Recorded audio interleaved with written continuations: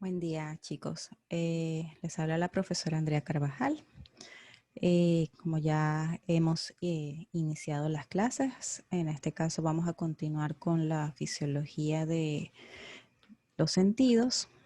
Ya el profesor Alejandro Gil y la profesora CQ pues, nos hablaron sobre el ojo y la visión, y ahora pues vamos a pasar a lo que sería el oído. ¿Ok? Vamos a tener una primera parte en donde vamos a hablar específicamente de la audición y una segunda parte en donde vamos a hablar del equilibrio. Recordemos que el oído pues tiene estas dos funciones y aunque funcionan parecido, pues cada una tiene sus particularidades. Entonces, bueno, vamos a iniciar entonces con la parte del oído, recordando inicialmente eh, la parte anatómica. Entonces vamos a tener que el oído, recordemos que se divide en tres partes: el oído externo, el oído medio y el oído interno. Que el oído externo está conformado por el pabellón auricular o oreja, el cual conduce o tiene una forma cónica que conduce las señales o en este caso las ondas sonoras hasta el conducto interno del oído, y este se va a encontrar entonces con el tímpano. Ya a partir de aquí del tímpano es el límite para hablar del oído medio. El oído medio es una cámara de aire en donde se encuentra el, los tres huesecillos, que son el martillo, el yunque y el estribo. El martillo que se encuentra unido a la membrana timpánica, y por un lado y por el otro lado unido al yunque. Y este yunque se encuentra unido al estribo. El estribo que va a estar en contacto, va a ser el límite entonces para hablar del oído interno. ¿Okay? El estribo se conecta con el oído interno a través de la ventana oval. En el oído medio, recordar que es una cámara de aire de recubrimiento óseo y que tiene una comunicación con la faringe a través del tubo de Eustaquio. Esta trompa de Eustaquio o tubo de Eustaquio usualmente está colapsada y puede abrirse o cerrarse simplemente, o lo que su función básicamente es equilibrar las presiones atmosféricas entre el oído medio y la presión atmosférica externa. Entonces, por eso es que puede abrir o cerrarse. Y es la razón por la cual cuando vamos en viajes o altitudes diferentes que cambian la presión atmosférica, pues podemos encontrar que se nos tapa el oído o decimos, no escuchamos bien. Y al abrir la boca o bostezar, pues esta vuelve otra vez a la normalidad, y es porque a través de este tubo pues se equilibran las presiones, y al mantenerse la presión equilibrada, pues se mantiene la función adecuada de los tres huesecillos. Y finalmente tenemos el oído interno. El oído interno tiene un recubrimiento óseo, y por dentro de este recubrimiento óseo se encuentra un órgano membranoso. ¿Okay? Sin embargo, bueno, por fuera tiene un recubrimiento principalmente óseo.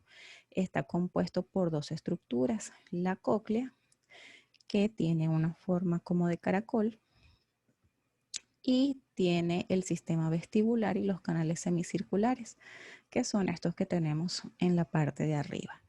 Los canales semicirculares, recordar que en este caso se refieren al equilibrio, y el órgano que se encarga de la audición sería la cóclea.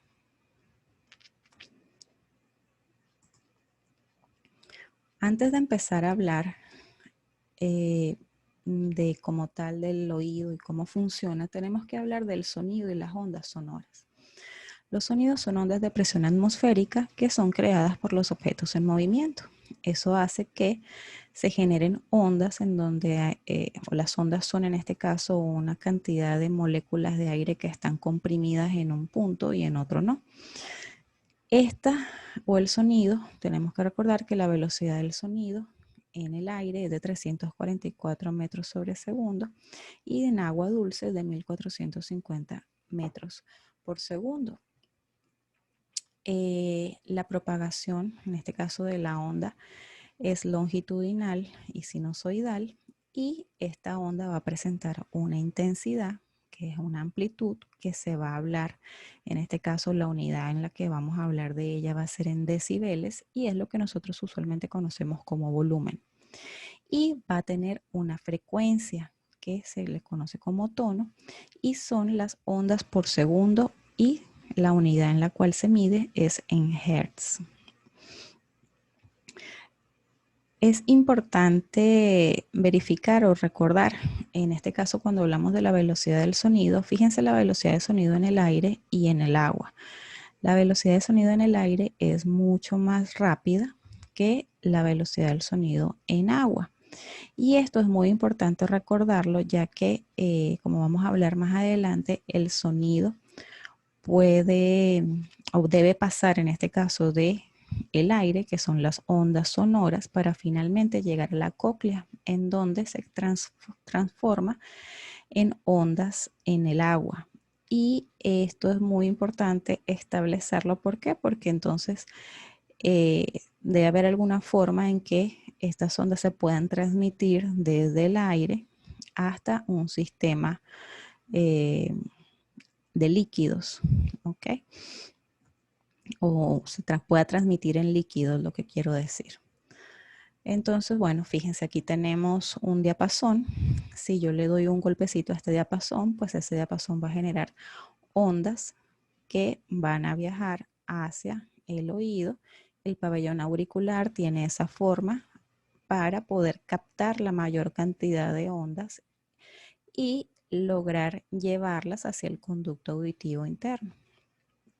Si ustedes se colocan la mano, y muchos lo hemos hecho para tratar de escuchar mejor, colocan la mano aumentando el radio, en este caso de el pabellón auricular, pues muchas veces podemos escuchar o captar más ondas y poder escuchar mejor.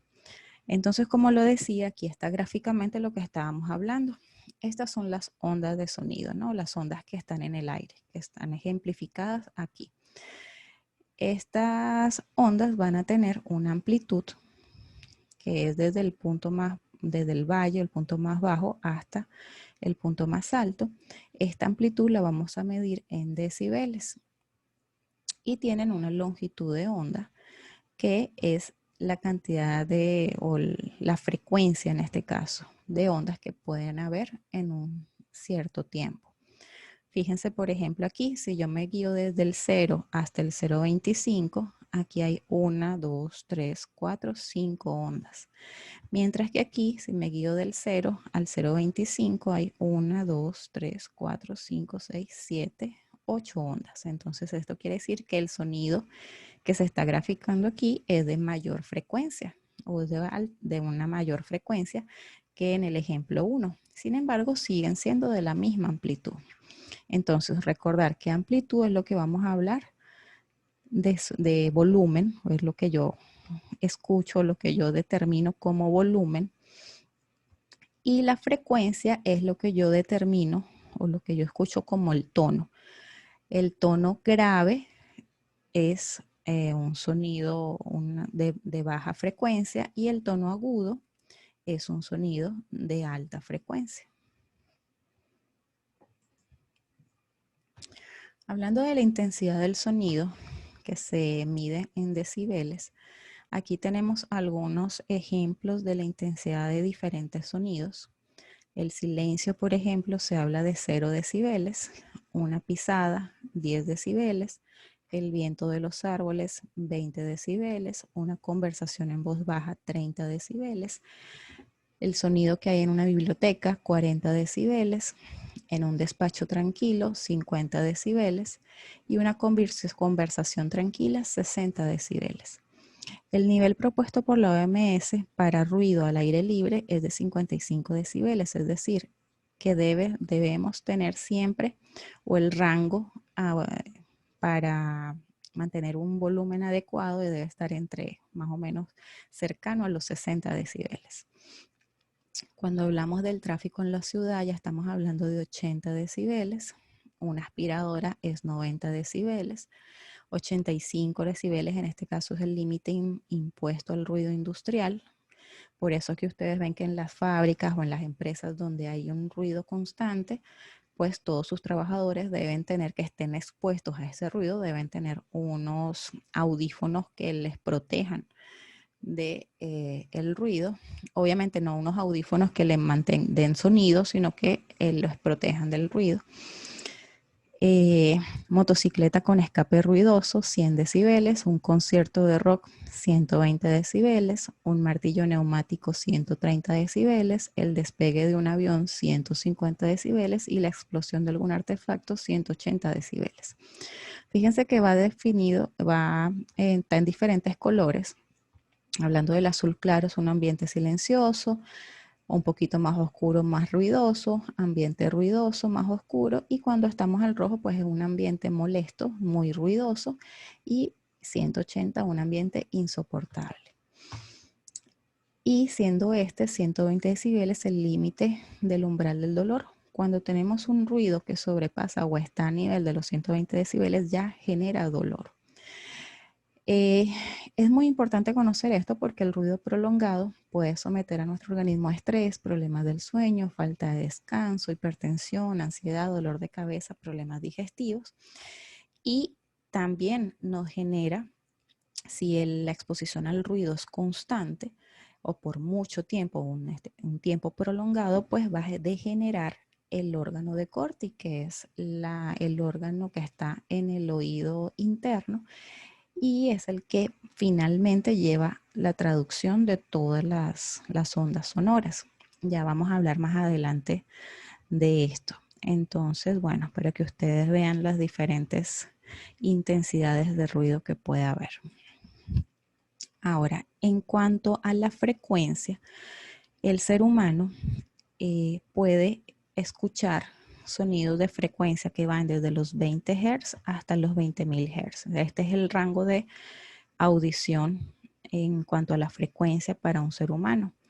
Si nos vamos por debajo de esto, ya hablamos de un sonido infrasónico para el ser humano, por debajo de los 20 Hz, y si hablamos por encima de los 20.000 Hz, de un sonido ultrasónico.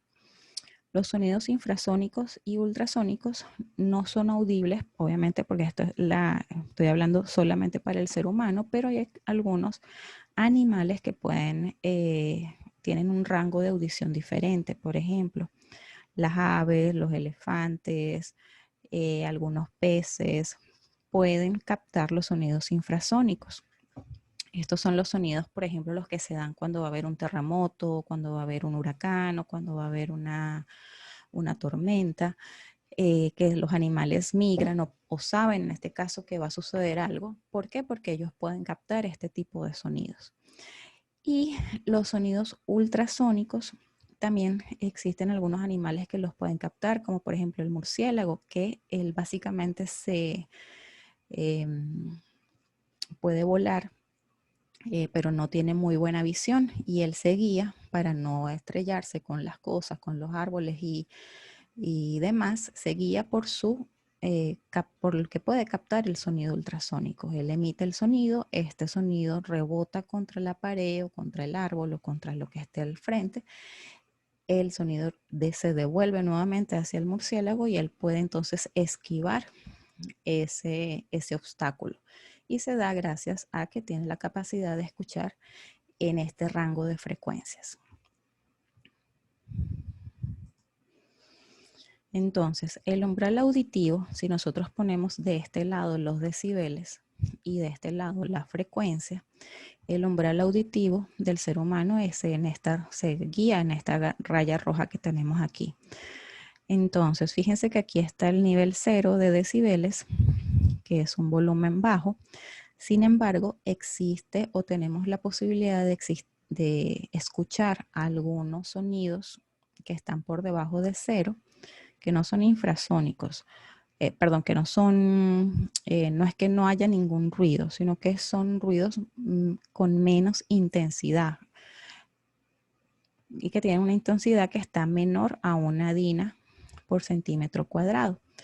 Estos niveles de intensidad que están por debajo los podemos escuchar siempre y cuando tengan una frecuencia específica, es decir, estos sonidos se pueden escuchar, pero deben ser de altas frecuencias. Los sonidos de baja frecuencia a estos decibeles no los podemos escuchar. Entonces, por eso, esta línea roja pues nos indica la capacidad del oído sano. ¿Ok? Entonces, fíjense que aquí tenemos la frecuencia. Habíamos hablado que podíamos captar desde los 20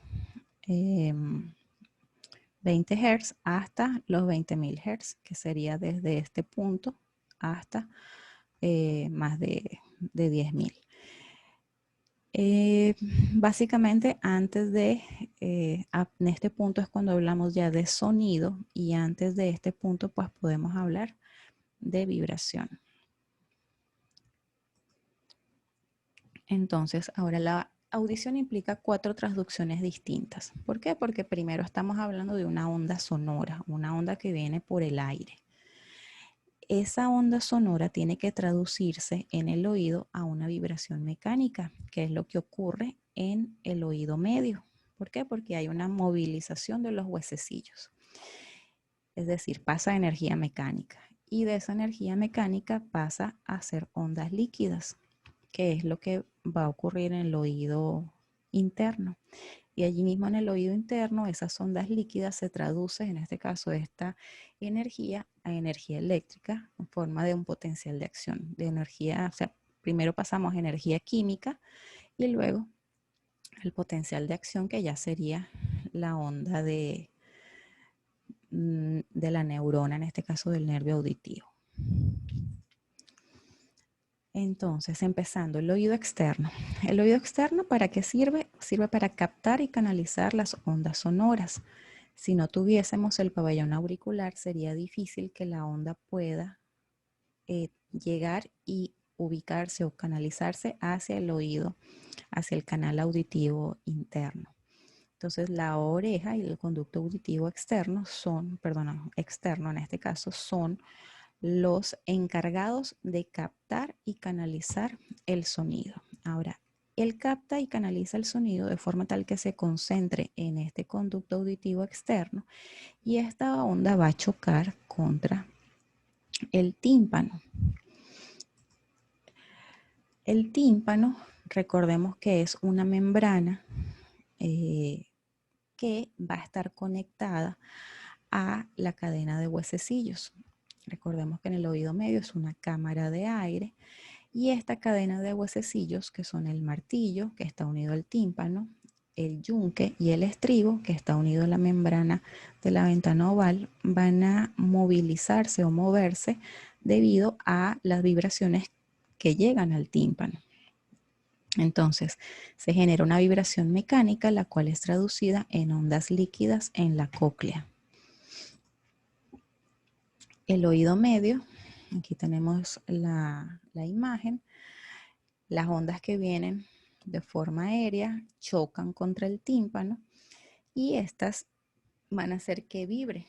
Al vibrar el tímpano, como el tímpano está conectado con el martillo se mueve junto al tímpano de adelante hacia atrás, y va a generar entonces un movimiento de palanca sobre el yunque. Recuerden que estos huesecillos están articulados con unos ligamentos en forma de bisagra. Entonces este movimiento mueve a su vez al yunque, y el yunque amplifica los movimientos que genera el martillo por el efecto de palanca, por cómo están constituidos, y finalmente el estribo concentra los movimientos en un área pequeña y los transmite a la ventana oval, que ya estaría en contacto con el oído interno. Esto es muy importante porque fíjense el diámetro del tímpano. El diámetro del tímpano es bastante grande, y todo el movimiento, todas las ondas que llegan aquí, 3 huesecillos son capaces de concentrar toda esta energía para poder concentrarla en esta pequeña ventana oval, lo cual permite amplificar el sonido. Entonces nos permite que se dé la amplificación del sonido. Así como se amplifica el sonido pues, en el oído medio también tiene una función protectora. En este caso tenemos dos músculos, que es el músculo del estribo y el músculo tensor del tímpano, que tenemos aquí, los cuales están conectados al nervio trigémino, a la rama motora del nervio trigémino y al nervio facial en la rama motora. ¿Qué función tienen estos músculos? Estos músculos simplemente van a lograr modular el sonido y se activan por reflejo básicamente. Se llama reflejo de atenuación, son los músculos estapedio y el tensor del tímpano. La contracción del músculo tensor del tímpano y de los músculos del estribo limita el movimiento de los huesecillos y modula la transmisión del sonido. Es por eso que estos músculos van a permitir que si es un sonido que tiene una intensidad muy fuerte o muchos decibeles o de muy alta frecuencia, pues estos músculos se activan de forma tal de evitar o proteger, en este caso, el oído. Y de esa forma modulan el sonido. Cuando estos musculitos no funcionan, ya sea porque hubo una lesión en la rama facial o en la rama del trigémino, una de las síntomas que suelen presentar los pacientes es que tienden a ser poco tolerantes a los sonidos fuertes. Entonces, son importantes en cuanto a la modulación y el funcionamiento del oído medio. De aquí pasamos entonces al oído interno. Tenemos que recordar, si nos devolvemos un minutito, que este estribo está conectado a la ventana oval y esta ventana oval es la que va a conectarse en este caso con la cóclea. Ahora, en cuanto a la cóclea, si la vemos aquí, vamos a hablar solamente ahorita de la cóclea, que es la parte de abajo. Es como un caracol, si ustedes la ven aquí. Si la desenrollamos, la vamos a ver de esta forma, alargada. Y usualmente se utiliza, o en los libros van a encontrar esta forma desenrollada porque es más fácil de entender cómo es su funcionamiento si nos la imaginamos desenrollada. Entonces, si nosotros la desenrollamos y hacemos un corte transversal de la cóclea, nos vamos a encontrar que adentro de la cóclea vamos a tener un recubrimiento membranoso. Recuerden que por fuera es óseo, pero realmente los compartimientos son membranosos y van a tener o va a estar formado por tres tubos que van a estar dentro de esa cóclea. El primer sistema tubular es la rampa del vestíbulo, que está llena de perilinfa. Tenemos la rampa media o coclear. Esta también se le llama rampa vestibular, rampa media o coclear, que está llena de endolinfa. Contiene al órgano del sentido de la audición, que es el órgano de Corti, que es finalmente quien va a traducir la señal hacia el sistema nervioso. Y tenemos la rampa del tímpano, que sería esta tercera que está aquí, que también está llena de perilinfa. Entonces, fíjense, ¿quiénes tienen perilinfa? La rampa vestibular y la rampa timpánica. Y la del centro, que es la que contiene el órgano de Corti, está llena de endolinfa. Esto es un líquido producido por las propias células epiteliales de la cóclea y se caracteriza porque la perilinfa tiene una concentración de electrolitos muy parecida al del líquido extracelular, mientras que la endolinfa, los electrolitos que contiene, o sea, tiene una gran cantidad de potasio y eso la hace parecer en mayor grado al líquido intracelular, a pesar de que no está dentro de una célula. Y eso tiene una razón de ser que, bueno, ya vamos a ver más adelante. Aquí está la estría vascular que se encuentra en la parte externa de la rampa coclear o rampa media y es la encargada en este caso de mantener esos niveles de potasio dentro del líquido o dentro de la endolinfa. Entonces las cámaras de la cóclea son estas tres.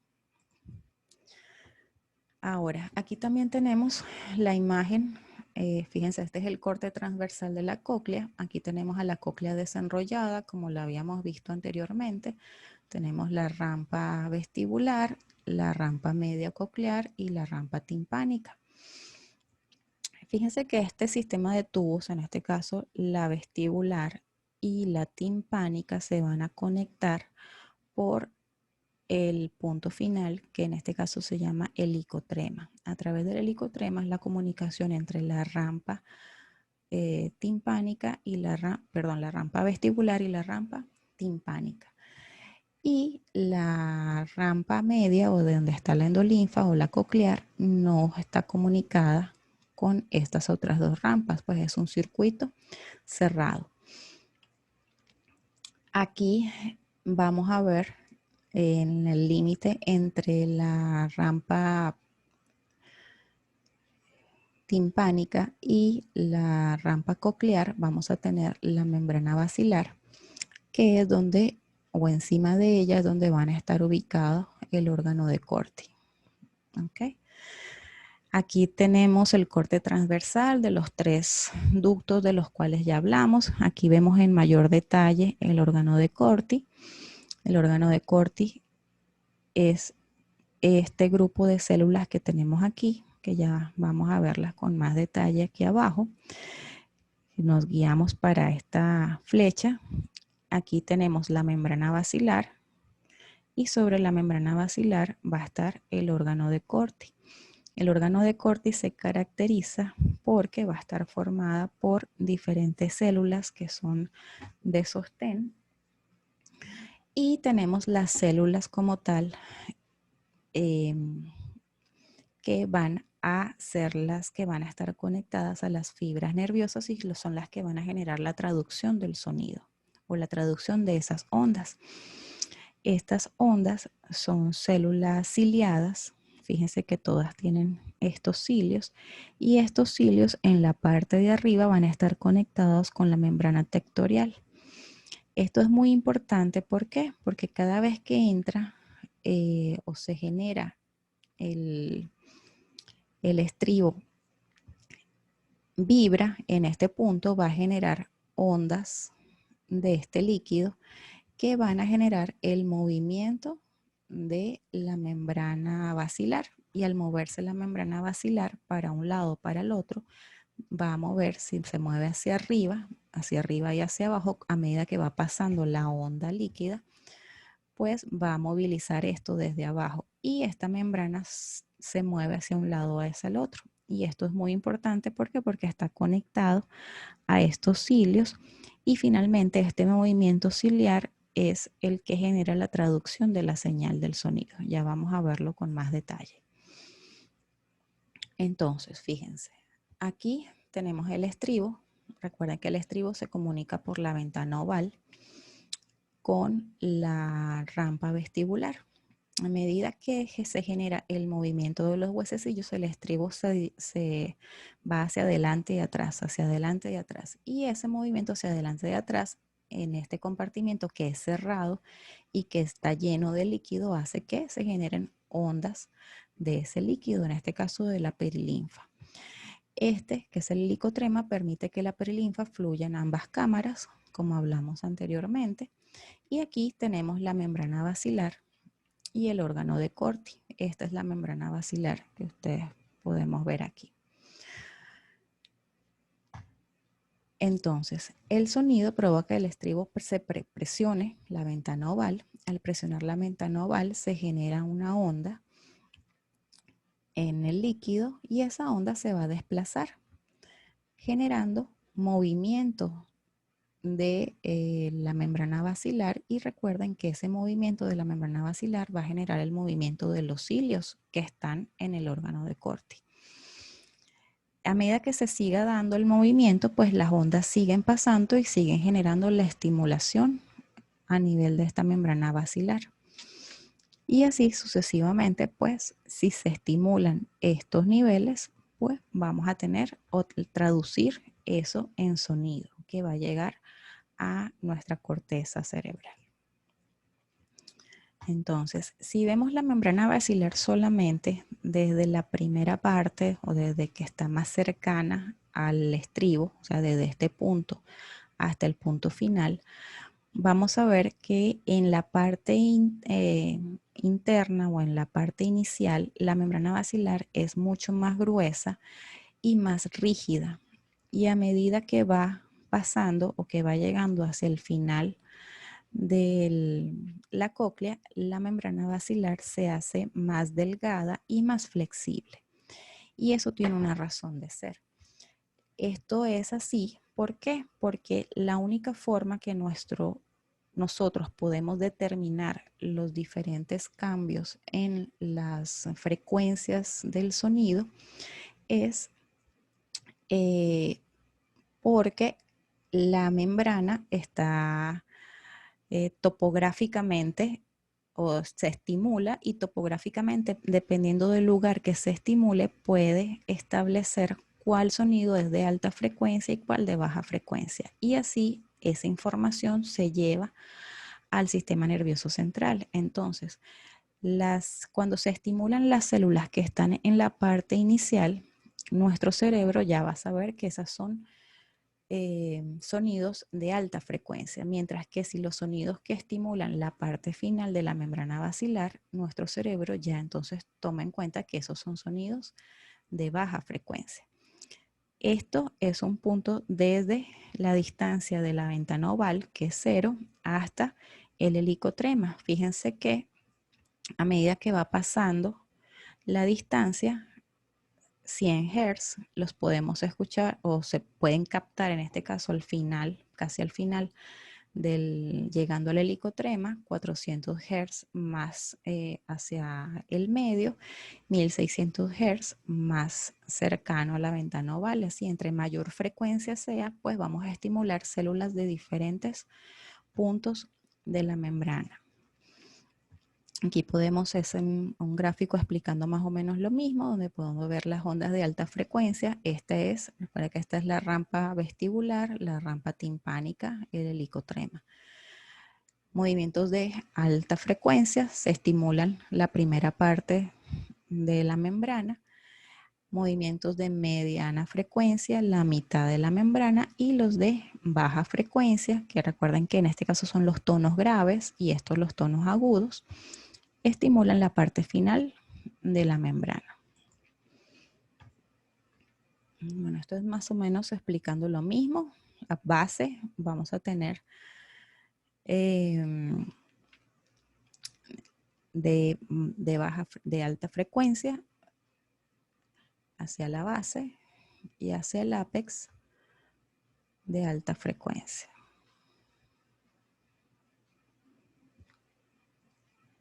Perdón, al revés.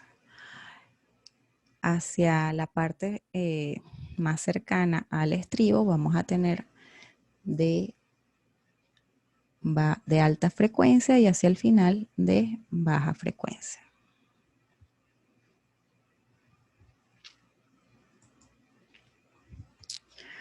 Ahora, ¿cómo sucede la traducción? En este caso vamos a tener el órgano de Corti. Recordemos otra vez, esta es la membrana basilar y esta membrana basilar va a estar separando la rampa timpánica de la rampa coclear o media. Sobre esta membrana basilar va a estar el órgano de Corti, el cual está constituido por estas células ciliadas, las células de soporte y obviamente sus conexiones nerviosas. Y la membrana tectorial, aquí en esta parte de la rampa coclear, recuerden que tenemos una endolinfa que está cargada con bastantes iones potasio. Y eso es algo fundamental para poder lograr la traducción. Y es una concentración de electrolitos muy diferente a los de la perilinfa. vamos a ver aquí que cada una de estas células ciliares, tenemos células ciliares internas, células ciliares externas, y se le llama ciliares porque tienen los cilios, los cuales se le conoce como estereocilios. Estos estereocilios van a estar en contacto constante con la membrana tectorial, la cual va a generar movimiento cada vez que haya estimulación o las ondas de perilinfa pasen por debajo, pues van a mover esta membrana hacia arriba, y la membrana tectorial, cuando pasen las ondas, van a también a generar un movimiento hacia arriba o hacia abajo. Entonces, cuando la membrana basilar se mueve, los estereocilios también se ven obligados a moverse, y la lámina reticular, que es esta azul que vemos aquí, separa la endolinfa, que es rica en potasio, de la perilinfa. Entonces, recuerden que si esto se mueve, va a mover los cilios, y al mover los cilios, pues se va a llevar la señal. El órgano de Corti entonces está formada por las células internas, que son estas que tenemos aquí, son aproximadamente 3.500 células, están densamente inervadas por neuronas sensitivas y son los transductores principales del oído, que son estas células que tenemos aquí. Y tenemos las células ciliadas externas, que son en mayor cantidad, son 20.000 células aproximadamente, y amplifican las señales y afinan las señales. Sin embargo, solamente generan el 5% de la traducción. Estas células ciliadas y en general el órgano de Corti son células que son finitas, es decir, no se renuevan de forma constante. Por lo tanto, al generarse una pérdida de estas células o de la capacidad de estas células, ya sea las internas o las externas, las internas o las externas, pues vamos a tener una disminución de la función auditiva. Y esto es muy importante porque ellas son, como lo dijimos al principio, muy susceptibles a los decibeles, a los altos decibeles o a los altos volúmenes. Entonces, es la razón por la cual debemos proteger, o en este caso los trabajadores o todas las personas que están expuestas a un ruido excesivo, deben proteger estas células. ¿Por qué? Porque después de que se dañan, no van a renacer nuevamente. No se pueden recuperar. Entonces, ¿cómo funciona esta célula ciliada? Fíjense, esta es una célula que no es nerviosa. Ella funciona simplemente como un transductor. Sin embargo, aquí está conectada a una neurona sensitiva aferente.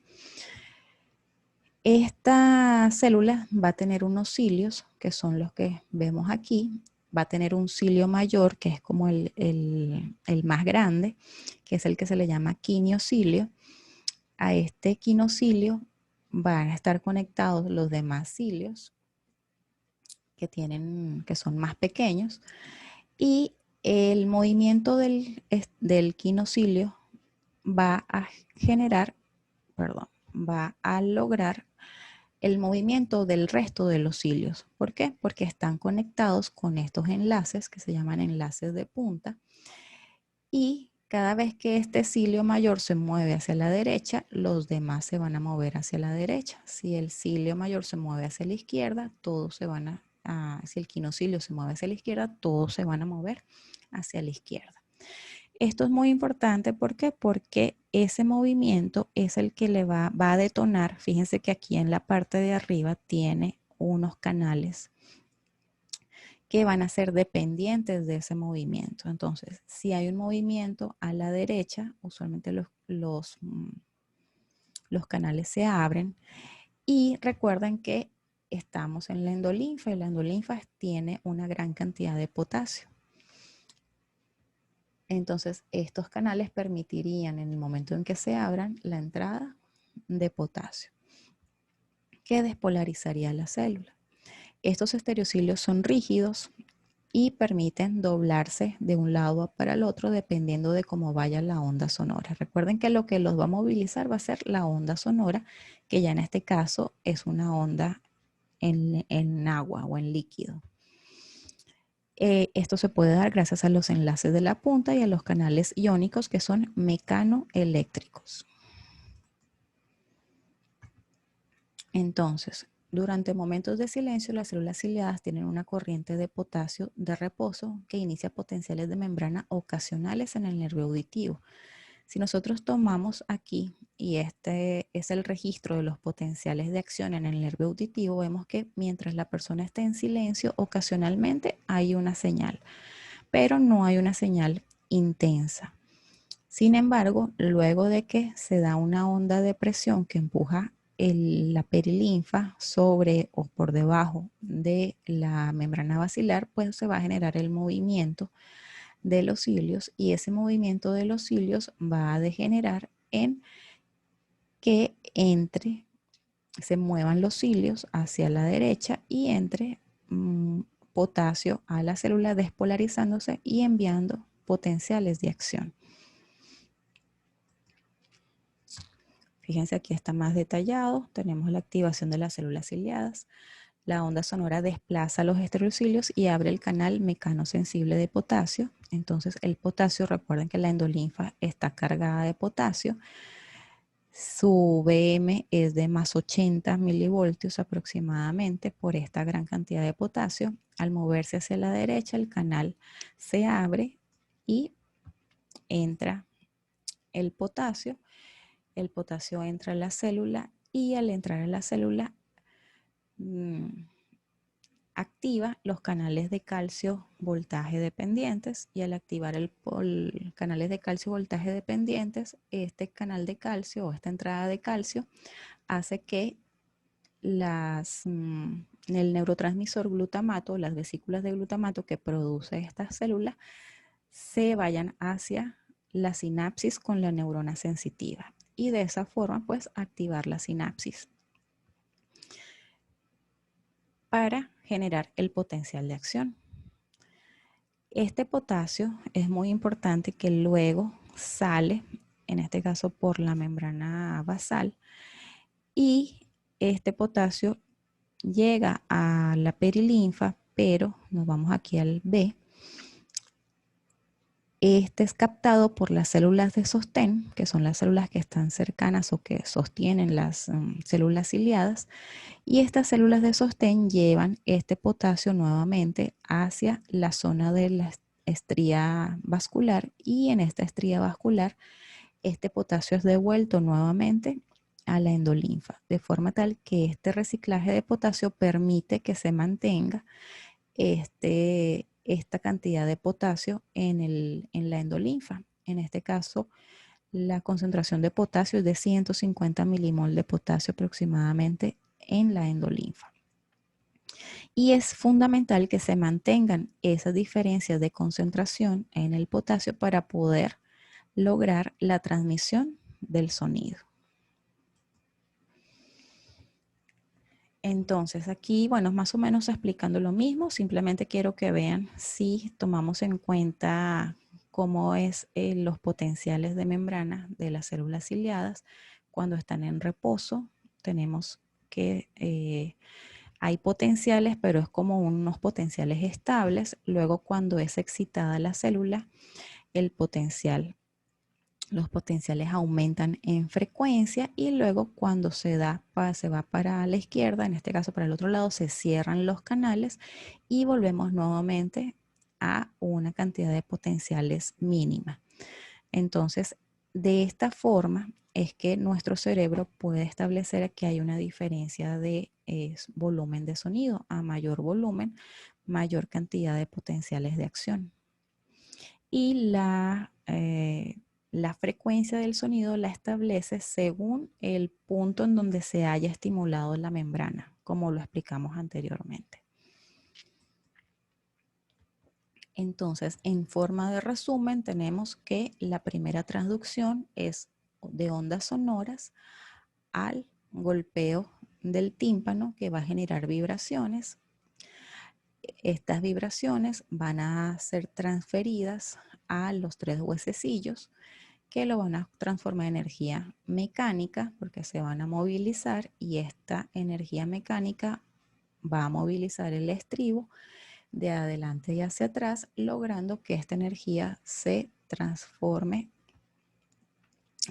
para generar ondas, en este caso dentro del líquido y estas ondas dentro del fluido van a estimular el órgano de Corti, que inicialmente va entonces a producir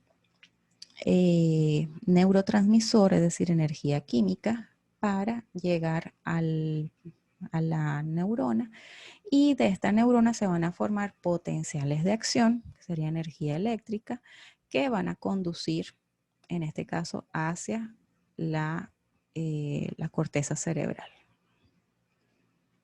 Entonces, fíjense que no es muy fácil solamente pensar cómo oír. O sea, para poder oír, tenemos que pasar por todas estas fases para lograr escuchar cualquier sonido. Este nervio coclear se va a unir con el nervio vestibular para finalmente formar el octavo par craneal, y este va a ir hacia la protuberancia para unirse al núcleo olivar superior, de allí al núcleo lateral del lemnisco, al cunículo inferior, y finalmente pues van a llegar a la corteza. En este caso están en la corteza auditiva primaria, es donde van a llegar estas señales, que está ubicada en la región temporal, en la primera circunvolución temporal, que es la que vemos aquí. La que ustedes ven en morado es la corteza auditiva primaria, y la que está en rosado es la corteza auditiva de asociación o secundaria. Todas las señales van a llegar aquí, a la primaria, y de la primaria salen neuronas de segundo orden que comunican con la de asociación. Igualmente, como les comenté, en la membrana basilar está topográficamente determinado dónde se van a traducir cada uno de los sonidos con diferentes frecuencias. Y esta información va a llegar aquí de la misma forma. O sea, hay una parte de la corteza cerebral que capta los sonidos de baja frecuencia y otra parte que capta los sonidos de alta frecuencia. Entonces, bueno, básicamente este fue el recorrido por la parte de la audición. Recordar que, bueno, todo esto se logra gracias a la traducción de todas las diferentes formas de energía. Y recordarles para finalizar que debemos cuidar nuestro órgano de Corti. Cada día vemos con mayor frecuencia estos audífonos o cualquiera de los otros audífonos. Y como les comenté, el órgano de Corti o las células ciliadas son unas células finitas, es decir, no se recambian constantemente. Es por eso que con las células de Corti que nacemos, usualmente son las células de Corti que tenemos para toda nuestra vida, desde la edad desde bebés hasta la tercera edad. ¿Qué pasa si yo utilizo unos audífonos a alto volumen por más de una hora? Que ya está demostrado que utilizar o tener, en este caso, un volumen muy alto por más de una hora va a empezar a degenerar estas células. Y como les dije, a medida que vaya pasando el tiempo y se vayan degenerando esas células, pues se va a generar una hipoacusia o una disminución de la capacidad auditiva que va a aumentar a medida que pasen los años. Y es por eso que, y es alarmante que actualmente, debido a cada vez mayor uso de este tipo de dispositivos, incluso desde edades muy tempranas, pues se están deteriorando o dañando los órganos de Corti de estas personas. Entonces es para recordarles, si ustedes son de los que usan audífonos todo el tiempo, a toda hora, por mucho tiempo, recordar que si los van a usar tiene que ser a volúmenes bajos. Muchos nos ha pasado que tenemos a alguien sentado al frente con un audífono y nosotros estamos escuchando perfectamente todo lo que dicen por el audífono. Entonces, obviamente, si yo lo escucho, que no tengo puesto el audífono, imagínense a qué decibeles estará funcionando en la persona que lo está escuchando. Y bueno, y si escucho, también va a depender del tipo de música, no solamente de los decibeles, sino que si son músicas muy estridentes o que involucran gritos o este tipo de cosas, pues obviamente va a ser peor. Bueno, no me queda más que decirles las gracias y bueno, cuiden su órgano de Corti para que no estén luego así como a estos abuelitos. Muchas gracias y nos vemos para la próxima clase.